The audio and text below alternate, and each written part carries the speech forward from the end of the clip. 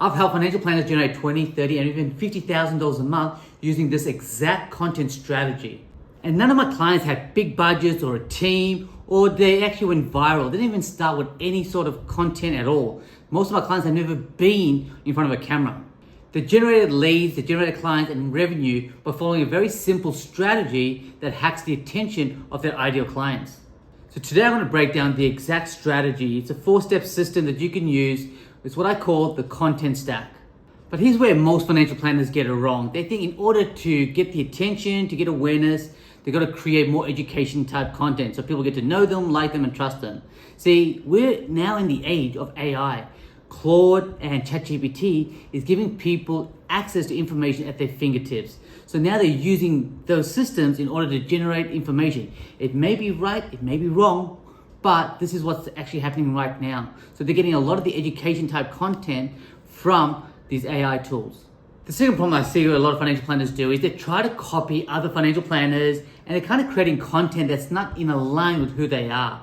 So they're kind of faking it, trying to say, hey, if I create something similar, I'm going to get a similar result. And then when they look at their results, they got far less views, far less engagement, and far less conversations.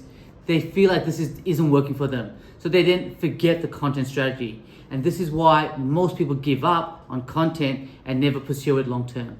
The key is to understand the psychology of your audience. See, you need to move people from being unknown to them booking to your calendar. So it's not really a content problem, but it's more an attention problem that you need to address. Rather than start with education type content as your foundation, you're going to start content stacking, but really focusing firstly on your audience. And you're going to do that by connecting with them through contextual content. What I mean by contextual content, this is where you lead with your heart, talking about your values, your beliefs, your things that inspire you, even things that trigger you off.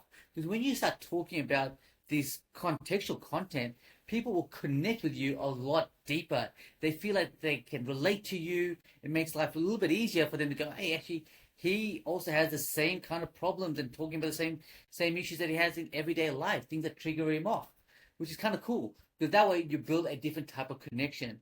Once you've got the contextual content, the next thing is to focus on your character content. Now, character content is where you share your hobbies, things that you love, whether it's ice cream, it's coffee, it's, hiking for me. Like I love hiking, I coach tennis in the morning. I love football. I'm a massive, what we call rugby league fan. So I'm always talking about these things and sharing those sort of things so people get to relate again to me and connect with me on a different level. It starts so many different conversations from people I've never even heard of going, hey, I saw you share that thing about your hike the other day. I've also been to this hike. I've been to Barcelona where I'm located. And they start conversations like that.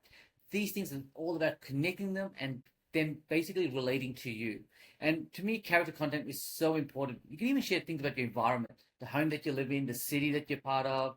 And when you go on holidays, share those happy snaps. You can even share things about your family and stuff like that.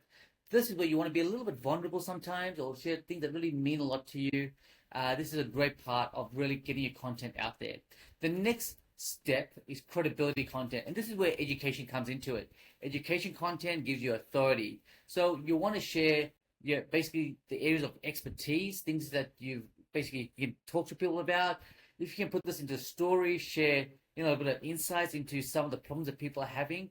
But you can remember, you're competing with AI content right now. So you really want to bring content to life by telling stories and bring insights and your own experience into it.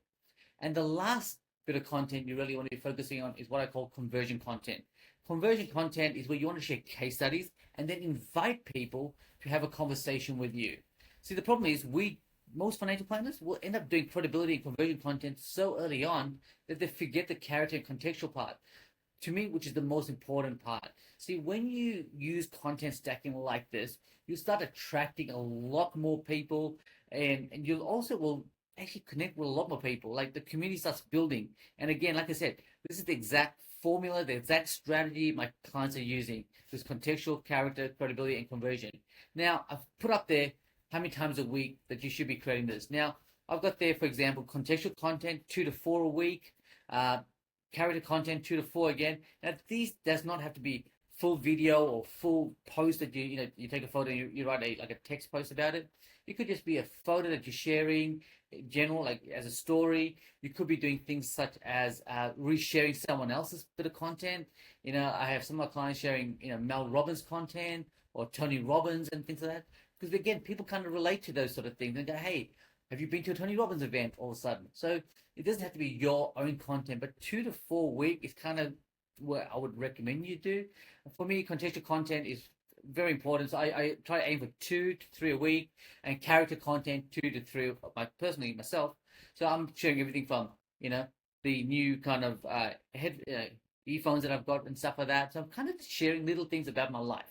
People connect and relate, which is so important. And then credibility content 2 a week. Again, it doesn't have to be a full video, like 90 seconds is great. And then if you just want to just do a quick photo or something like that, or take an image and you'll talk about it, that's part of credibility content. And conversion content is just about helping someone. If you can talk a little bit about a case study, or you talk about a conversation you've had, I get my clients to also do a summary of the week and to give us some highlights. That's all part of getting people to know what you actually do. And then you can invite them to book a call with you.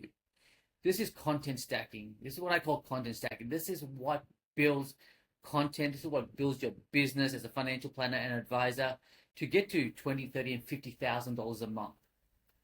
Why does this work? Why does content stacking actually work? Because people connect with people that they can relate to. This is why you lead with contextual content, starting off with them and yourself so they can relate. See, when you can connect with them, people consume your content and then they become clients. And this is a very simple framework that you can use in order for generating a big community, generating clients, and generating, more importantly, revenue. And this also gives you a whole bunch of time that you don't have to keep thinking about content. Using this kind of sequence, this kind of cadence, makes a massive difference if you follow it every week. Hey guys, hope you found it super helpful. Leave a comment below. If you want more details about the system that we use to help financial planners get to over $15,000 a month, just let me know.